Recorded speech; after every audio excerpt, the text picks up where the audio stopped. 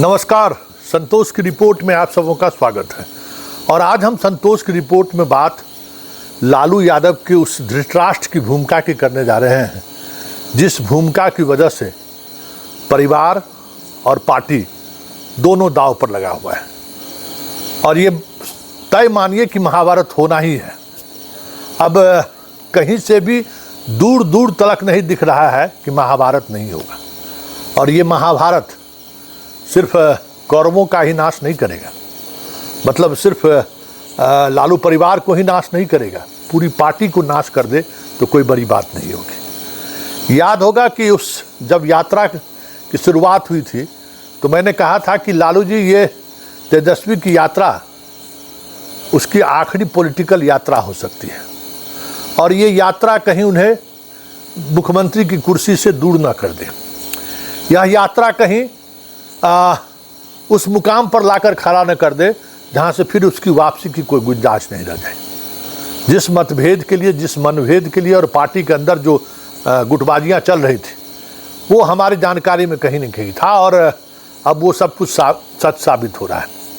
देखिए, रोहिणी के छपरा से चुनाव लड़ने के बाद उसके पर्सनालिटी में कुछ बदलाव जरूर दिखे, लेकिन जब तक वो पब्लिक डोमेन में नहीं आई थी, ट्विटर के सहारे पिछले 7-8 वर्षों से अगर तेजस्वी के लिए ढाल बनकर अगर कोई एक नेत्री अगर खड़ी थी, एक कोई समर्थक खड़ा था तो वो रोहिणी ने सिर्फ नीतीश कुमार को नहीं, तेजस्वी के साथ खड़ी दिखी और उसमें नीतीश कुमार, सुशील मोदी सबको निरुत्तर उन्होंने कर दिया। बिहार के मामले में ट्विटर वार में या एक्स के वार में हमें लगता है कि रोहिणी का कोई जोड़ नहीं था, कोई तोड़ नहीं था। और आज देखिए वो खुद से उस ट्विटर के दुनिया से बाहर हो गई, वो एक्स की दुनिया से बाहर हो गई। आज वो अकेले महसूस कर रही है।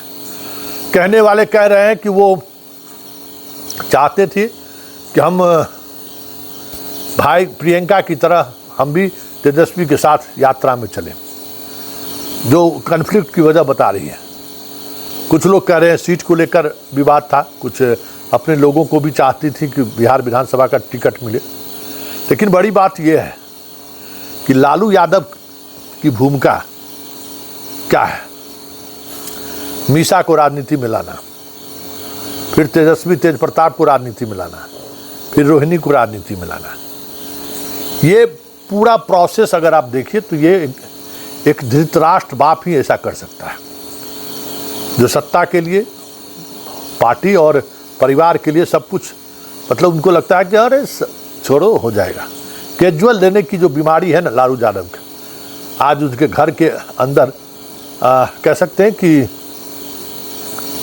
हालात ये है कि किसी भी समय परिवार तो टूट ही गया है, पार्टी रहे या टूटे उसका कोई मतलब नहीं है।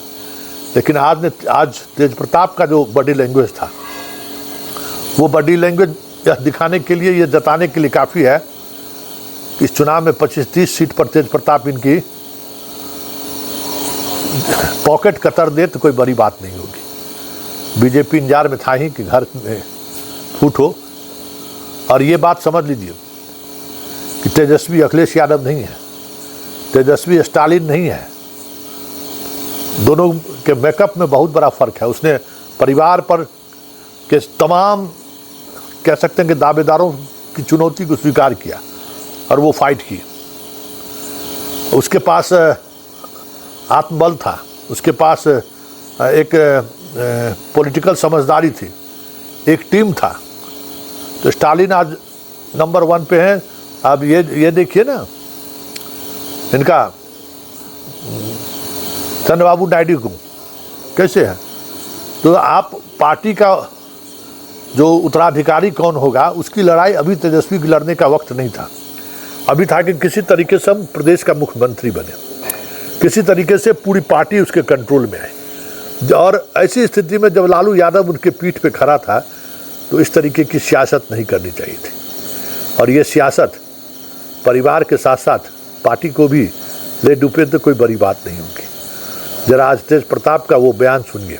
वो बयान अपने आप में संकेत है कि बहुत आसान नहीं होगा तेजस्वी के लिए 2025 का बिहार विधानसभा चुनाव को साधना। सुनिए क्या कह रहा है तेज प्रताप। और जिस तरह की बात वो कर रही है वो बिल्कुल सही बात कर रही है, अपने जगह पे वो बिल्कुल सही है। ये सब कहने की नौबत आ गई है। ये सच्चाई है। एक महिला होने के नाते, एक माँ होने के नाते, एक बहन होने के नाते जो वो सराहनीय काम उन्होंने किया है, शायद कोई बेटी या कोई माँ कर सकती। हमारी बहन का जो अपमान करेगा, कृष्ण का सुदर्शन चक्र चलेगा। सुन लिए, उसका बॉडी लैंग्वेज देख लिए कितने तेवर में है। और ये तय मानिए कि बिहार के 40 से 50 ऐसे सीटें जहां 25 से 30 हजार यादव का वोटर है, जहां दूसरी पार्टी चुनाव लड़ेंगे या दूसरे जाति के लोग चुनाव लड़ेंगे, बस उन्हीं सीटों पर यादव उम्मीदवार को खड़ा करना है। खेला होबे। न वो हैसियत अब लालू की रही है, न वो हैसियत तेजस्वी की रही है कि यादव वोट को टर्न आउट करा दे।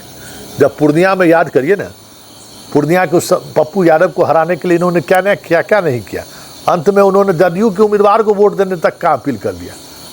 क्या हुआ? क्या यादव और मुसलमानों ने इनकी बात मानी क्या? और इस सियासत में एक बात समझ लीजिए, इस सियासत में रोहिणी को लेकर एक अलग, यादव परिवार में भी एक अलग टेम्परामेंट है। और वो टेम्परामेंट कहीं न कहीं परेशानी खड़ा कर सकता है तेजस्वी को। पार्टी के फोरम पर भले आज रोहिणी अपने ट्विटर हैंडल को लेकर बाकी हैंडल से दूर हो गई, चल देंगी वो सिंगापुर, ये अलग बात है। लेकिन ये बिखराव पार्टी के लिए भी और परिवार के लिए भी बहुत आने वाले समय में बहुत मुश्किल भरा होगा।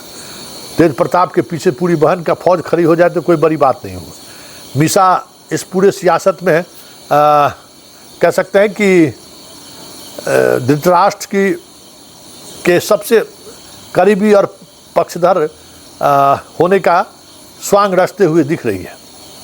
लेकिन कहीं न कहीं इस पूरे परिवार के अंदर टूट की अगर एक बड़ी वजह है तो वो मीसा भारती है। उसकी राजनीतिक महत्वाकांक्षा, उसका वो लालू का कहीं न कहीं कमज़ोर पड़ना।